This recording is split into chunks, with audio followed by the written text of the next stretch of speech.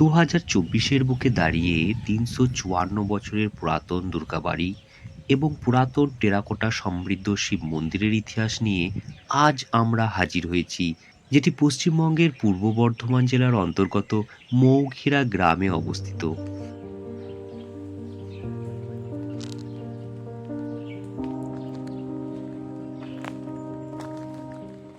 দুর্গা মন্দিরের প্রবেশের আগেই রয়েছে পুরাতন 8টি টেরাকোটা সমৃদ্ধ শিব মন্দির। কিন্তু কেন? এর ইতিহাস একটু পরেই বলছি। তার আগে চলুন দুর্গা মন্দিরটি পরিদর্শন করে আসি। প্রবেশদ্বারে প্রথমেই রয়েছে প্রতিষ্ঠাকাল এবং বংশের উত্তরাধিকারীদের নাম।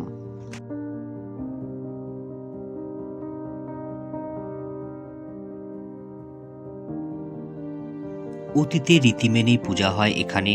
পূজা শুরু হয় 15 দিন আগে থেকেই। মহালয়ার 7 দিন আগে মায়ের বোধন হয়। তারও আগে মায়ের চক্ষু পরিস্ফুটিত করেন শিল্পী তারিণীপ্রসাদ রায় মহাশয়ের হাত ধরেই প্রথম দুর্গাপুজো শুরু হয়। তারপর বংশ পরম্পরায় প্রতিমা গড়ে আসছেন এই রায় পরিবার। ঢাকের আওয়াজে মুখরিত হয় এই মৌখেরা গ্রাম। আগে পারিবারিক তোপ কামান চালানো হতো সন্ধি পুজোর সময়।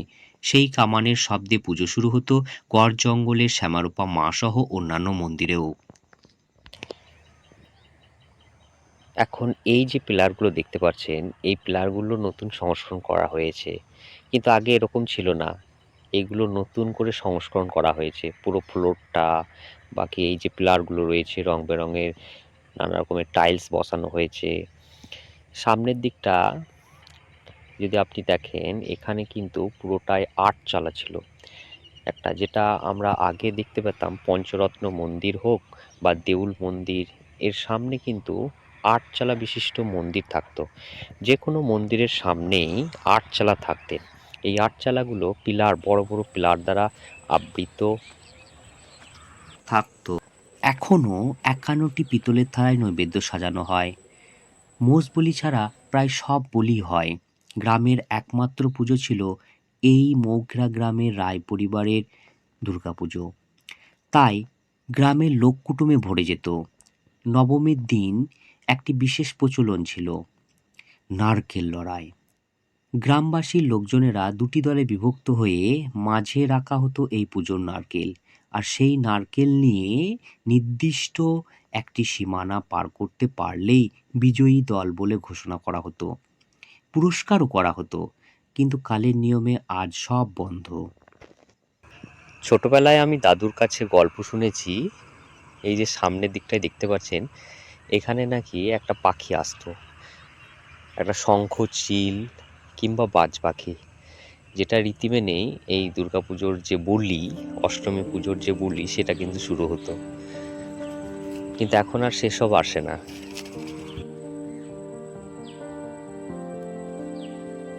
চলুন এবার সামনের দিকটা নিয়ে যাই।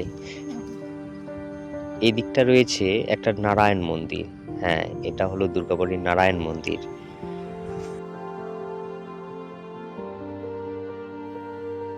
এই রায় পরিবারেরা আগে থাকতেন গুসকরার কাছে দরিয়াপুরে। বর্ধমান মহারাজের সাথে সুসম্পর্ক গড়ে ওঠে ওনাদের। আউস গ্রামের কাছে ইজারাও পান। তারপর মৌখরা গ্রামে জঙ্গল কেটে তৈরি করলেন 7 মহলা বাড়ি। এই 7 মহলা বাড়ি সুড়ঙ্গ পথের সাথেও যুক্ত ছিল। রানীগঞ্জের কলিয়ারির ব্যবসা ছিল ওনাদের। জমিদার পরমানন্দ রায়ও প্রথমে এই মৌখরা গ্রামেই বাস করতেন। পশ্চিম বর্ধমান, পূর্ব বর্ধমান ও বীরভূম জেলার সংযোগ স্থাপন করছে অজয় নদ। এই অজয় নদের বারংবার বন্যা হওয়ার কারণেই তিনি উঁচু স্থান কালিকাপুর বেছে নিয়েছিলেন, আর সেখানেই তার 7 পুত্রের জন্য 7 মহলা বাড়ি তৈরি করেন। আর এই দিকে রায় পরিবারের বাকি বংশধরেরা মৌখরাতেই থেকে যায়।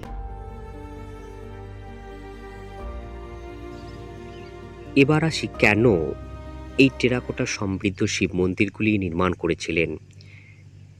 আমরা ছোটবেলায় একটা কবিতা বা ছড়া পড়েছিলাম, খোকা ঘুমোলো পাড়া জুড়োলো বর্গি এলো দেশে, বুলবুলিতে ধান খেয়েছে খাজনা দেব কিসে। হ্যাঁ, অর্থাৎ এখানে আমরা বর্গির কথা বলছি। 1742 সাল থেকে 1751 সাল পর্যন্ত বর্গি তথা মারাঠারা বাংলায় 9 বছর ব্যাপী বাংলায় আক্রমণ করেন। কথিত আছে মা দুর্গার ছিল প্রচুর সোনার অলংকার, আর এই বর্গীদের আক্রমণের হাত থেকে রক্ষা পেতেই এই টেরাকোটা সমৃদ্ধ শিব মন্দিরগুলি নির্মাণ করেছিলেন। বর্গীরা শিবের ভক্ত ছিল। এই শিব মন্দির থাকলে সেই এলাকা এড়িয়ে চলতেন বর্গীরা। কাজেই দুর্গা মন্দিরের সামনেই এই 6টি শিব মন্দির নির্মাণ করা হয়। আর 2টি শিব মন্দির আছে যেটি এই বর্গীদের আক্রমণের আগেই নির্মাণ করা হয়।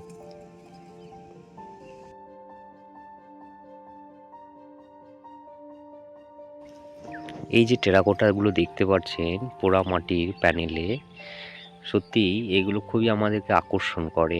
খুব সুন্দর সুন্দর কাজ, যেটা অতীত ইতিহাসের কথা আমাদেরকে বলিয়ে দেয়। মোখরা গ্রামে এরকমই অনেক কটা মন্দির রয়েছে যেগুলি প্রায় এই ধরনের কাজকর্ম রয়েছে, কিন্তু সব কটাই প্রায় ভগ্নশেষ। সব মিলিয়ে মোট 20টি মতো শিব মন্দির রয়েছে এই মোখরা গ্রামে। একটি পঞ্চরত্ন মন্দির যেটি বিষ্ণু মন্দির, 5টি চূড়া বিশিষ্ট। এর সামনে রয়েছে মা মনসা মন্দির। আর এই পঞ্চরত্ন মন্দিরটি কৃষ্ণের জন্ম থেকে কংসের হত্যা পর্যন্ত পোড়ামাটি প্যানেল রয়েছে, যা তরুণ কৃষ্ণের জীবন প্রদর্শন করে। স্থাপত্য শিল্প, দেউল, পঞ্চরত্ন মন্দিরগুলি এই রামায়ণ মহাভারতে চিত্র প্রদর্শন করে।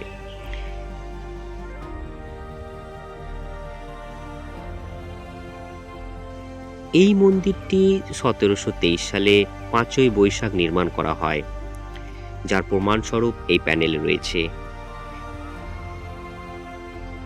এছাড়াও বাকি যে শিব মন্দির দুটি রয়েছে, সেই শিব মন্দির দুটি 1715 সালে নির্মাণ করা হয়েছিল, যার প্যানেলে রয়েছে একটিতে 2টি পাখির চিত্র।